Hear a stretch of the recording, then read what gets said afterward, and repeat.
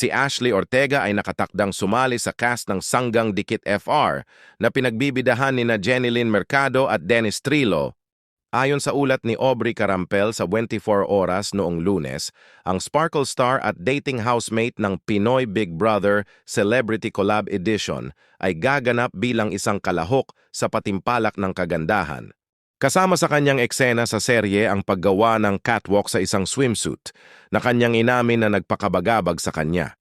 Gayunpaman, isasagawa ni Ashley ang eksena kasama sina Jenilyn at co-star Katrina Halili na naging mahalaga sa pagpapalakas ng kanyang kumpiyansa.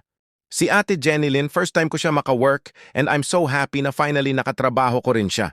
Sobrang bait, ang bait nila actually kahit si Ate Katrina, ang bait nilang dalawa, tawa lang ng tawa, kanyang ibinahagi.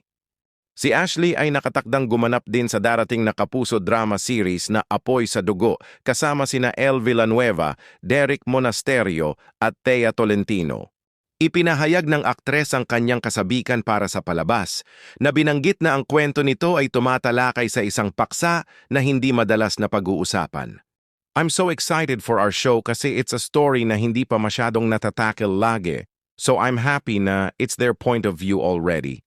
It's about mental illness kasi psychological siya, sabi niya. Ang Sanggang Dikit FR ay mapapanood mula Lunes hanggang Biyernes sa ganap na 8:55 p.m. sa GMA Prime.